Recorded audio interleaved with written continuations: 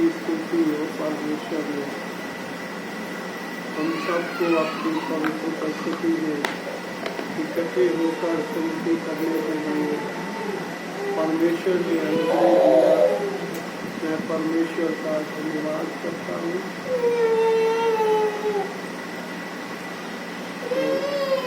हम परमेश्वर का वचन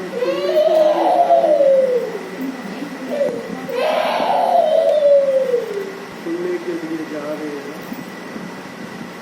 यीशु मसीह कौन है? यीशु कोई गुरुओं में से एक नहीं है, कोई देवी देवतों में एक नहीं है, कोई पीरों फकीरों में एक नहीं है। यीशु मसीह परमेश्वर है। यीशु मसीह पूरी सृष्टि का मालिक है। परमेश्वर के वचन में आज हम देखेंगे। तो आइए हम परमेश्वर के वचन में पढ़ेंगे यशायाह की किताब, उसका 7 अध्याय, उसका 14 वचन पढ़े। यशायाह 7 अध्याय, उसका 14 वचन। इस कारण प्रभु आप ही तुमको एक चिन्ह देगा, सुनो एक कुंवारी गर्भवती होगी और पुत्र जनेगी और उसका नाम इमानुएल रखेगी। पवित्र खुदा, सर्वशक्तिमान परमेश्वर प्रभु यीशु, आपके पवित्र और अच्छे वचनों के लिए आपका धन्यवाद देता हूँ। प्रभु अपना वचन आशीष करके हमारे बीच में हो, और जितने लोग भी ये वचन सुने आशीष पाए, और जो अंधकार ने उनकी बुद्धि के ऊपर कब्जा किया हुआ है, आज का वचन सीखकर बहुत से लोग आशीष पाए और जाने कि यीशु मसीह कौन है। प्रार्थना प्रभु यीशु आपके पवित्र नाम से हम मांगते हैं, आमीन। दोबारा पढ़े। इस कारण प्रभु आप ही तुमको एक चिन्ह देगा, सुनो एक कुंवारी गर्भवती होगी और पुत्र जनेगी और उसका नाम इमानुएल रखेगी। परमेश्वर के वचन में पढ़ते हैं, परमेश्वर का दास यशायाह नबी प्रभु यीशु के जन्म से पहले भविष्यवाणी कर रहे हैं कि एक कुमारी गर्भवती होगी और वो पुत्र को जन्म देगी। फिर पढ़ेंगे यशायाह की किताब, उसका 9 अध्याय का 6 वचन पढ़े। क्योंकि हमारे लिए एक बालक उत्पन्न हुआ, हमें एक पुत्र दिया गया है और प्रभुता उसके कांधे पर होगी और उसका नाम अद्भुत युक्ति करने वाला, पराक्रमी परमेश्वर, अनंत काल का पिता और शांति का राजकुमार रखा जाएगा। ये 2 भविष्यवाणी प्रभु यीशु का पृथ्वी के आने से पहले 700 साल पहले यशायाह नबी ने भविष्यवाणी किया। जब वो आएगा तो वो इस पृथ्वी के ऊपर आके काम क्या करेगा।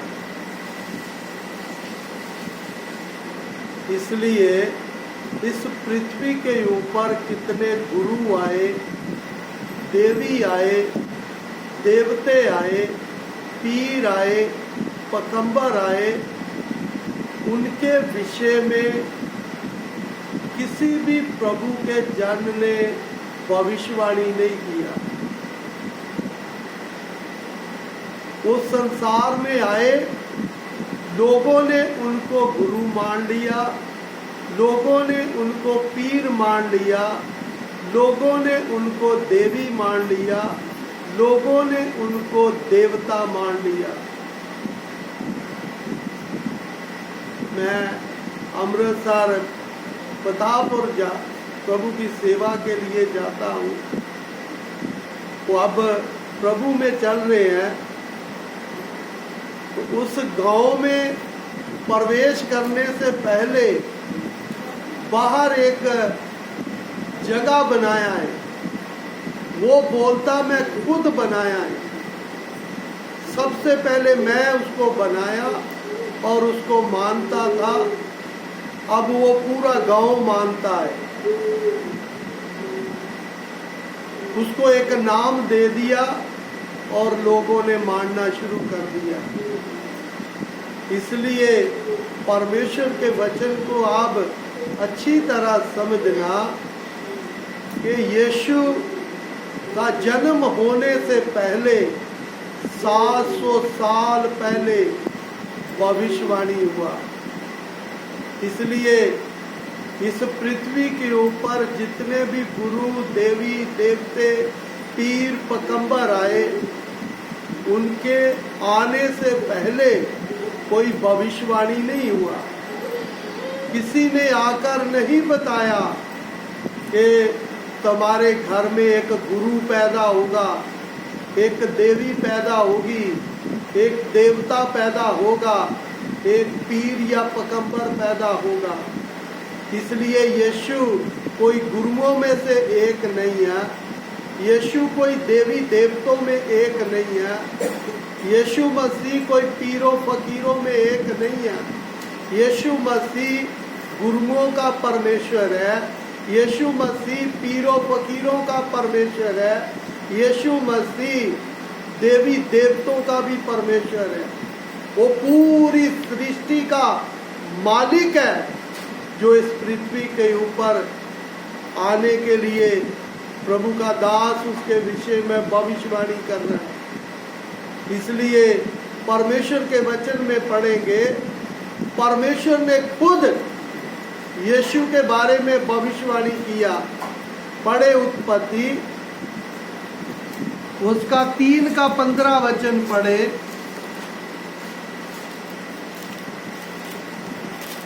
और मैं तेरे और इस स्त्री के बीच में और तेरे वंश और उसके वंश के बीच में वैर उत्पन्न करूंगा। वह तेरे सिर को कुचल डालेगा और तू उसकी एड़ी को डसेगा।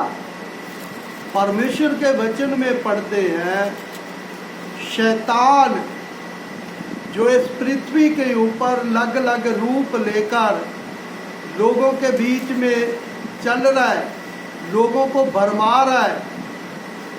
प्रभु परमेश्वर के वचन में हमने पढ़ा है, तेरी संतान और स्त्री की संतान में मैं बैर उत्पन्न करूंगा। शैतान की संतान में और स्त्री की संतान, प्रभु यीशु मसीह के बारे में बोला, मैं बैर उत्पन्न करूंगा। इसलिए प्रभु यीशु ने इस पृथ्वी के ऊपर आकर शैतान के सिर को कुचलकर उससे पूरा अधिकार वापस ले लिया। इसलिए परमेश्वर खुद प्रभु यीशु के बारे में भविष्यवाणी कर रहे हैं। इस पृथ्वी के ऊपर बहुत आए हैं, लेकिन किसी के बारे में हम ये नहीं देखते कि उनके आने से पहले किसी ने भविष्यवाणी किया हो, किसी ने आकर बताया हो कि तुम्हारे घर में गुरु पैदा होगा, देवी पैदा होगी, देवता पैदा होगा, पीर पैदा होगा, पैगंबर पैदा होगा, नबी पैदा होगा। किसी ने आकर नहीं बताया। इसलिए यीशु मसीह कौन है करके आप उसको अच्छी तरह समझें। यीशु भूतों को निकालने वाला नहीं है। यीशु इस संसार की बीमारियों से चंगा करने वाला नहीं है। यीशु मसीह सर्वशक्तिमान परमेश्वर है। इसलिए परमेश्वर के वचन में पढ़ेंगे, यूहन्ना 1 का 6 से लेकर 8 तक पढ़े। यूहन्ना की अंजील उसका 1 अध्याय का 6 से 8 तक पढ़े। एक मनुष्य परमेश्वर की ओर से आ उपस्थित हुआ जिसका नाम यूहन्ना था। वह गवाही देने आया कि ज्योति की गवाही दे ताकि सब उसके द्वारा विश्वास लाएं। हाँ, परमेश्वर के वचन में पढ़ते हैं यूहन्ना नबी यीशु से 6 महीने बड़ा है।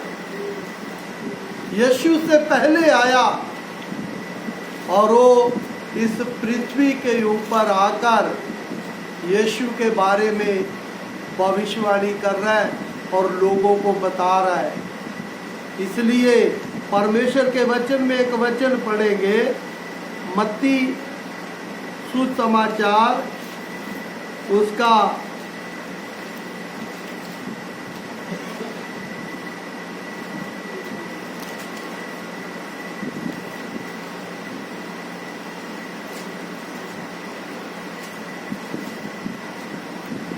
3 अध्याय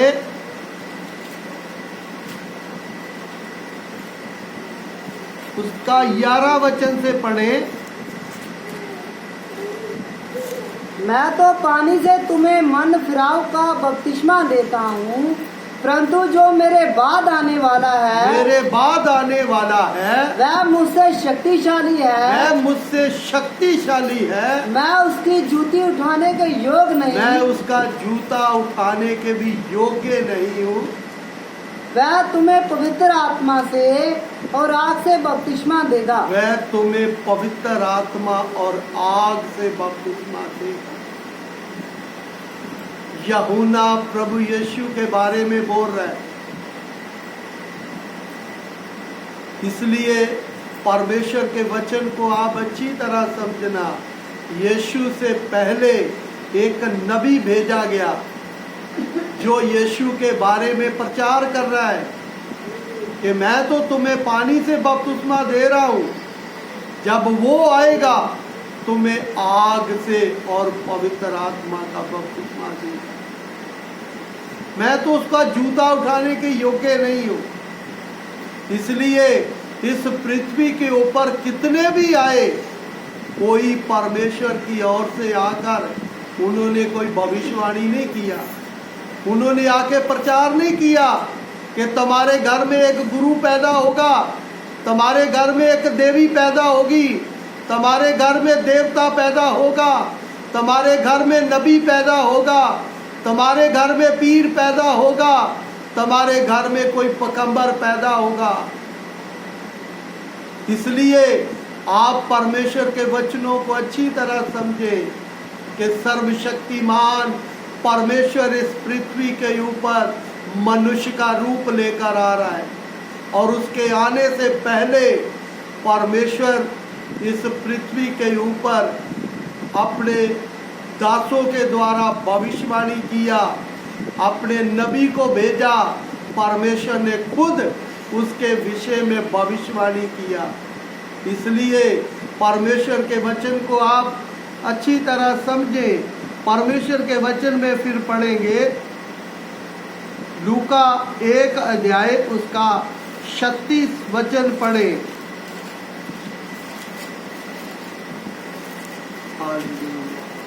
और देख तेरी कुटुंबनी इलिशबा के भी बुढ़ापे में पुत्र होने वाला है। ये उसका जो बांझ कहलाती थी 6वां महीना है। हाँ, तो यीशु का जन्म होने से पहले 6 महीने यूहन्ना बड़ा है और वो पहले आया है यीशु के बारे में प्रचार करने के लिए। फिर पढ़ेंगे मत्ती 3 का 11 वचन पढ़े। ये तो पढ़ लिया, पढ़े लूका 1 का 26 वचन से लेकर 31 वचन तक पढ़े। लूका 1 का 26 अध्याय से लेकर 31 वचन तक। 6वें महीने में परमेश्वर की ओर से जिब्राइल स्वर्गदूत गलील के नासरत नगर में एक कुंवारी के पास भेजा गया जिसकी मंगनी यूसुफ नाम दाऊद के घराने के एक पुरुष से हुई थी। उस कुंवारी का नाम मरियम था।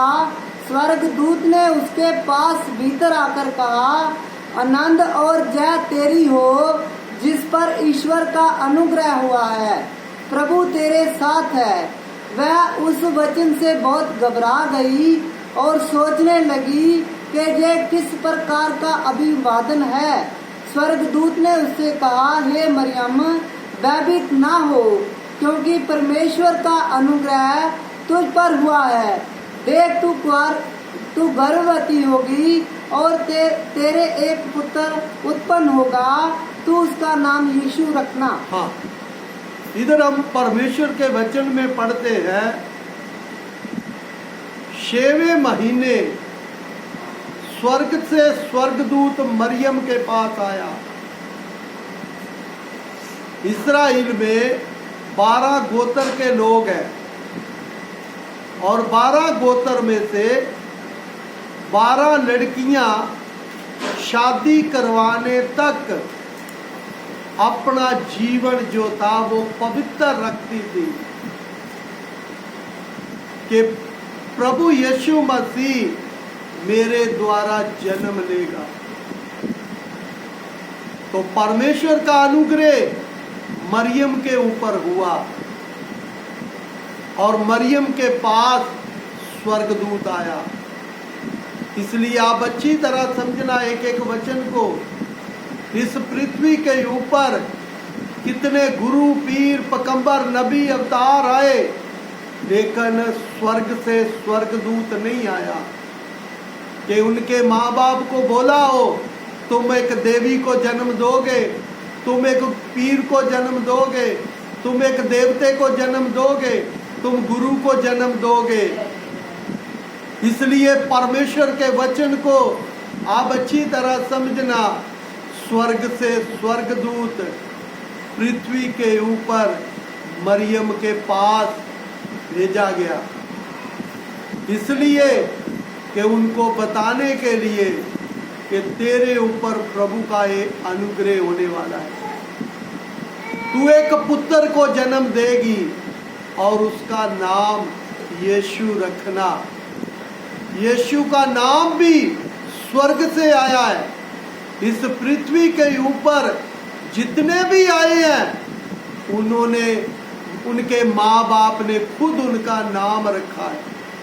जैसे हमारे माँ बाप ने हमारा नाम रखा है, ऐसे ही गुरुओं, पीरों, पैगंबरों, नबी, देवी देवतों का नाम उनके माँ बाप ने रखा है।